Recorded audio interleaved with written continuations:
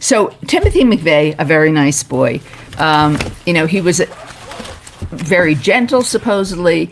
He went over there because everybody who talked about him, there was a biography written about him by two journalists, and it was quite good in Buffalo. And he was very sweet, and he really cared about, he was picking up animals all the time that had been hurt, and he really felt very bad about the poor Kuwaitis. Wasn't, that's why he went, you're saying. He went because of the poor Kuwaitis.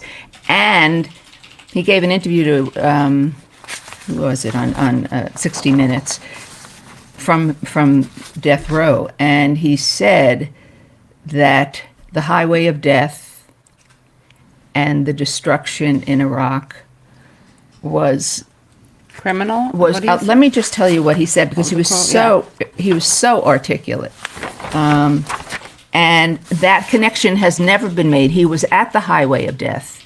Now we know that other people that were at the highway of death, this one guy named Lewis Jones, they have scans of his brain, and they show it. I have to get Bodhi. Sorry. Okay. You have to grab her. She won't anyway, let me pick her up. He did these terrible murders. And then there was John Muhammad, and they both had really abnormal brains, and they'd both been exposed, one to the highway of death and one to the sarin exposure, sarin plumes.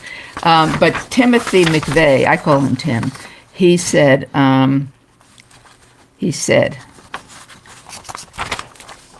he watched the road in Ahara, as he said. Hara, by the way, my mom was from the Bronx. As so dogs chewed on human limbs, and as human bodies without arms or legs tried to crawl away. He said that, or the journalist?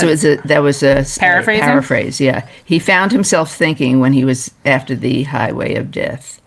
I'm in this person's country. What right did I have to come over to this country and kill him? How did he ever transgress against me?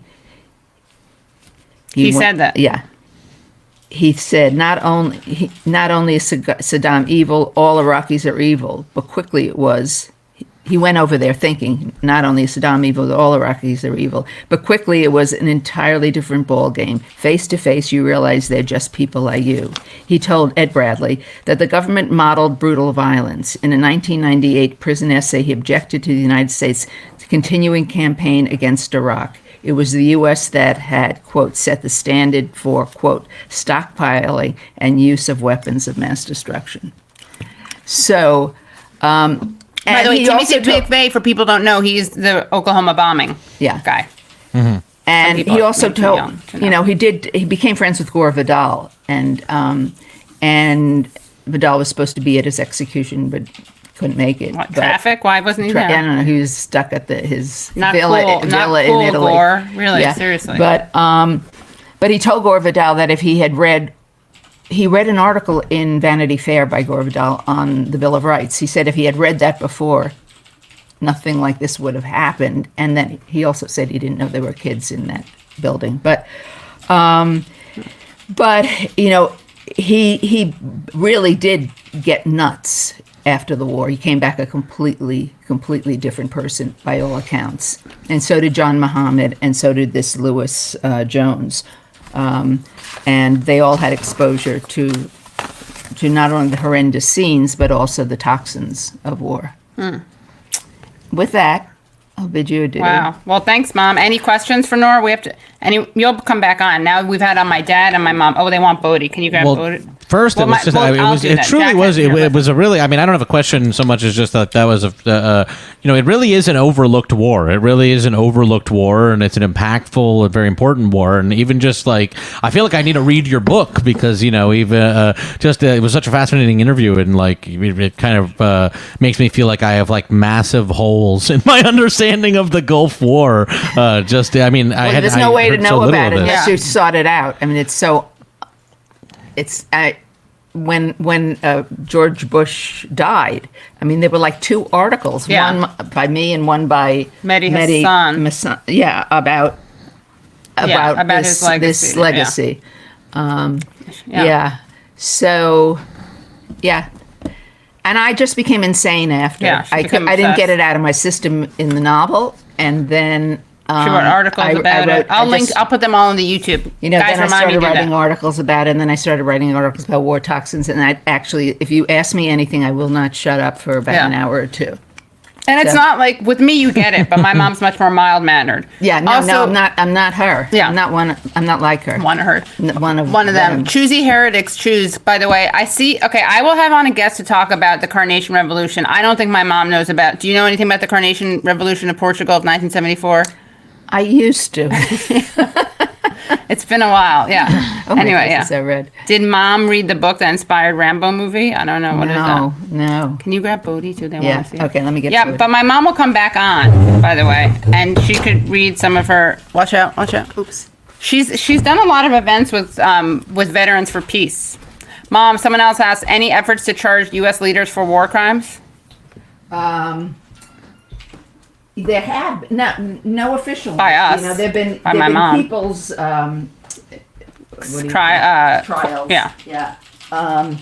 But yeah, Nothing with any official. No, and it's I mean Wait, Mom, they can't hear you. Sorry. Oh, okay, I forgot they wanted both. Yeah. Yeah. Okay, I mean, these do constitute crimes against humanity. All the highway of death and the treatment of the civilian population. Mom, other ear, so you're Why? closer to me. Oh. Or whatever. Or either way, just come closer. Yeah. Okay. But no, not any official efforts, right? Nora should be a regular. I know. My mom and my dad should both be regulars. And Bodhi, obviously. Did I drink? My face is so red. No, I don't think so. It's just warm in here because you have to overheat. Look, we Bodhi. have different coloring, right? My mom and I. Always good to see Bodhi. I know. Isn't Bodhi the best? She I had to get up quickly because she started eating lotion. And maybe did you already say? But did Bodhi get a haircut? Bodhi looks did get a haircut, freshly yeah. trimmed. Okay, She does, yeah. Good, yeah. Yeah. We think Bodhi's a Republican, though. No, Oh, one person no. said that. Well, she really. Well, at least she's not Well. sneaky. Then Yeah, she's selfish. she's selfish. She's very selfish, Yeah. and she doesn't Wow. She doesn't make much eye contact. Well, that's not a republic. That's a spectrum issue. Yeah, okay. She doesn't make that doggy eye contact. Nora, your rehatching events of Go Forward is fantastic. Thanks, Katrina. Thanks, Katrina. Yeah, I'm definitely going to Call clip me this. in the middle of the night. I'm usually up thinking about the Gulf War. Yeah, she is, yeah. And then my dad gets really angry and threatens to join some group. Yeah. Can Nora draw any parallels from the propaganda that was used to beget the Gulf War to what is happening today? Mom, come closer, please. Thanks. Yeah, she goes crazy about Russiagate stuff and about Syria stuff. Yeah. I mean, it's all. I mean, here's another interesting thing. I mean, the point is that we have to be very careful because we know what the goals are, the imperial goals are, and nobody's going to give up on that without a popular movement that actually exposes the rhetoric for what it is. And I used to be much more moderate, but I think and much more collaborative, and certainly on certain issues I still am. But on foreign policy, I mean, you have to just tell it like it is because it's all lies. And speaking of movements, she doesn't usually open with the Timothy McVeigh calling a sweet boy. A sweet Although I think that you should. I've told you should write something. Don't steal this idea, guys. You should write a thing. Hold on. But I just have to show you what Bernie said. And look at her. Let me tell you what Bernie said. Can I find it? Sorry. Katie, I think maybe it's in yours. Anyway, he's the only, Bernie Sanders is the only extant human in the House who voted against the 91 war. And he said, clearly the United States and allies will win this war, but the death and destruction caused will not, in my opinion, soon to be forgotten by the Third World in general and the poor people of the Middle East in particular. I fear very much that what we said yesterday is that war and the enormous destructive power of our armed forces is our preferred manner for dealing with the very complicated and terrible crises in the Middle East. I fear that someday we will regret that decision and that we are, in fact, laying the groundwork for more and more wars for years to come. Wars, yeah. Wars. Well, I'll read that again in Okay. Bernie's actual accent. But, Okay. Mom, did he? No, you never worked with DeLay Stephen Cohen, did you? No, No, but you know Katrina. I know. I've met Katrina. Yeah. Yeah.